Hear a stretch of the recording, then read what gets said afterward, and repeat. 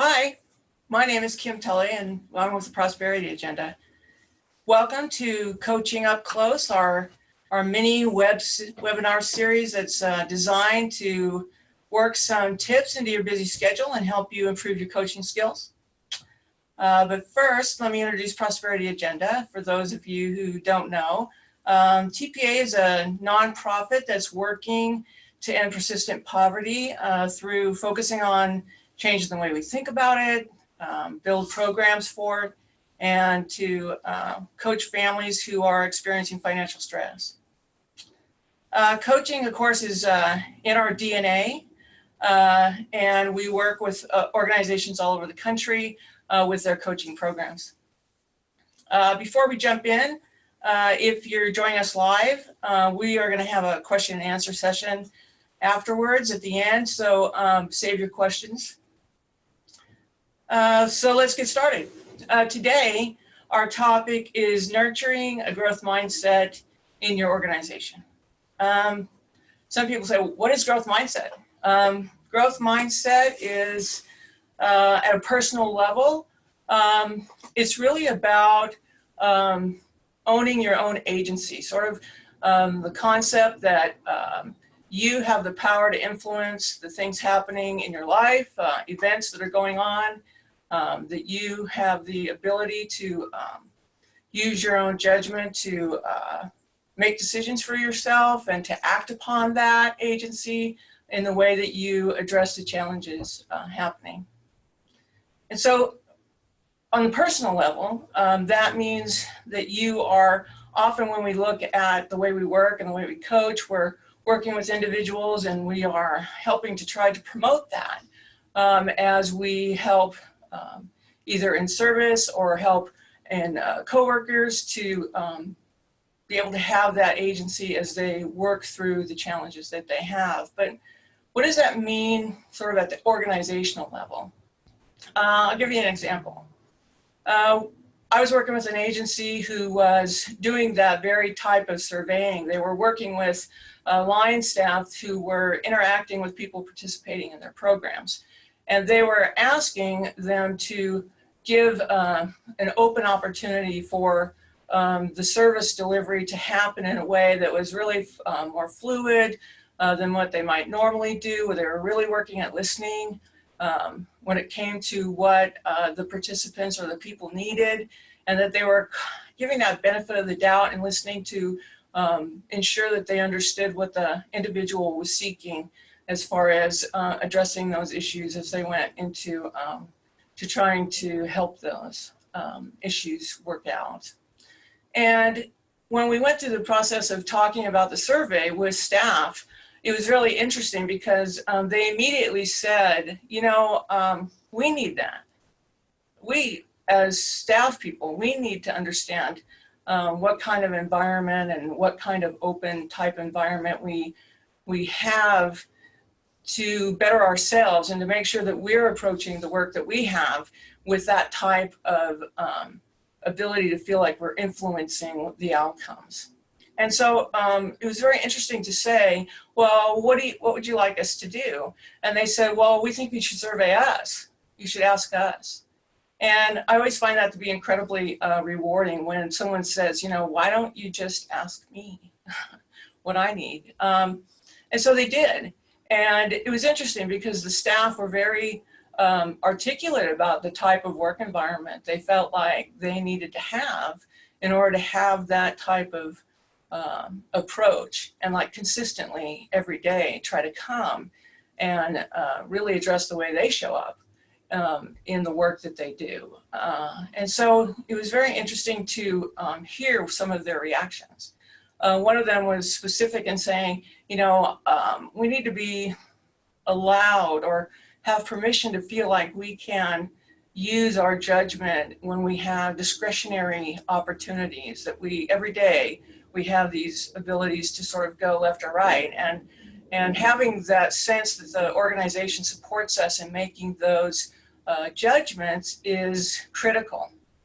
There's a statement around the fact that, you know, wow, if we feel like failure or the perception that we're not meeting an expectation is so high, it stifles our ability to try something new or to be innovative. And so we need to have sort of that try is great, learn from what happens, but the thought that there's sort of a punitive relationship with having something tried and not worked out is critical to try to have addressed in the agency culture, for instance. Another one is that we often use strengths-based approaches, and it's interesting because someone will say, well, you know, as an employee, I might have certain skills and I might have history of being in a particular job function, but it doesn't mean that that's limited as to who I am or the resources or assets that I bring. And I'd like to be able to have the opportunity to try something new or to be given greater responsibility. Maybe I want to facilitate a meeting because I've never done it. Or maybe I'd like to do something that isn't maybe in my resume, but it's something I certainly feel like I could do. We look at that and say, okay, well, in the right type of environment, your organization is going to say, that's really great. We would love for you to continue to point those things out to us and to allow us to help put you in a circumstance which lets you grow. Again, very similar to what we see when we have participants in our programs who might come in and they've had a particular job skill or they had a particular circumstance which they led them into a profession, maybe, but that they don't want to have that limiting them. So when we ask them and we want to do strength-based, sometimes if we have a fixed mindset about that for them, then it helps to sort of stereotype that way which we approach them or that we see them. And so I guess to say is that when organizations promote that feeling of allowing that growth and expansion, it allows also the people working with others participating in their programs and allowing them to have that same type of ability to see that person for all the possibilities that could happen in the interaction. And so when you say, how do you make it manifest? You know, it's a daily thing. It's one of those ways in which I know on any given day, right, you're trying to think about how you're coming to work, how you're going to show up in the work, how you interact with other staff, how you interact with the people on your way to work and all of that. So it's kind of it's a process, you know, it's not an event, as they say. I think one thing that's really critical to doing it is sort of getting in the habit of practicing it. How am I coming to work? I had a coworker, for instance, and she would come in and say hi to every person on the team. There are like 10 of us. And it was very interesting because it was part of her way of opening her day by interacting and allowing those people into her process every day. And so it was really interesting because it was not only something she did, but then I always look forward to her coming by and saying good morning. And so it spreads as you start to practice it. That belief that you have the ability to make those types of decisions is also something that needs to be modeled by management and leadership in an organization. Promoting ways in your organization in which small steps and progress is rewarded and visually made present and valued is setting a tone for opening up an environment in which people share. And even they share their challenges as well as their challenges around the way they organize themselves or the way in which they are looking at changing programs. Those types of thought processes need to be rewarded in order to help continue to sort of open up the environment for possibilities. The other thing that I'd say too is that this is a lot about trust building. When we look at the ways in which we interact and you look at coaching models, one thing for sure is that if we come, like I said, to something fixed, we have a likely to project something fixed. If we come with the possibilities of creating an opportunity to continually change something so that it keeps meeting the need or meets it in an improved way, then we keep allowing ourselves to do that again. And like I said, you know, if you come to the table every day and you try to ensure that you're doing your best level of effort forward and promoting that in the people you work with and to the people who you work for, it often helps sort of set that tone and sort of change that culture. And when we look at, you know, who's responsible for changing organizational culture, the truth is it's all of us. You know, we are the organization. And so as we start to emulate that and we start to put that out in our modeling, we hope that that makes the cultural shift occur. The interesting thing about it is that you always have to talk about it. You know, growth mindset or having a positive attitude sometimes comes across in agencies or organizations as we're going to talk about morale, or we're going to try to create an environment that's always positive.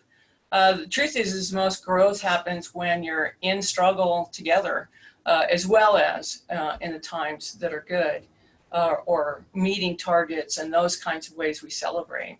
So what I say is, you know, like I said, it's a process, not an event. It's a way in which you look at the way you show up every day and the way your organization then translates into how it shows up in your partnerships, out in your community.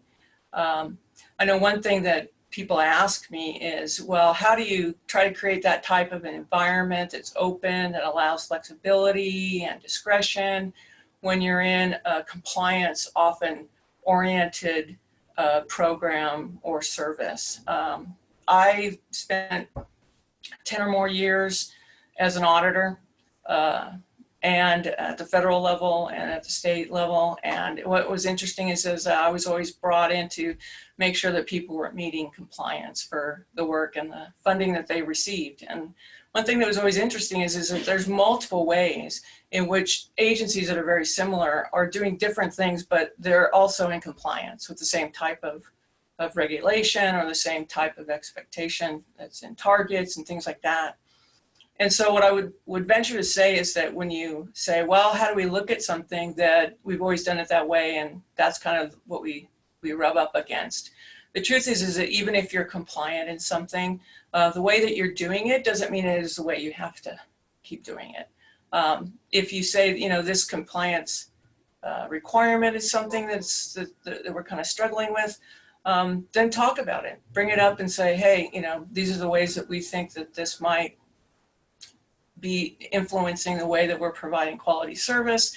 Let's see if there's another way that we can also be compliant, but be able to have more flexibility in the way we do our work. That's always a great way to start dialogue. And I guess the consistent theme about doing growth mindset is that you just keep communicating with each other and understanding that giving that benefit in growth mindset, which is, you know, on any given day, we're all working to show up to do the best that we can for the work that we do. So that's it. That's it for today. Thank you for watching, and join us next month for coaching tips and resources, and be sure to stick around for the questions and answer session.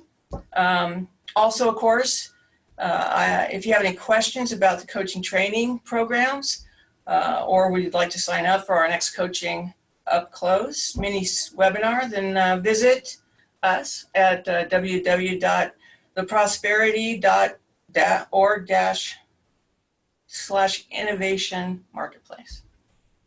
Thank you.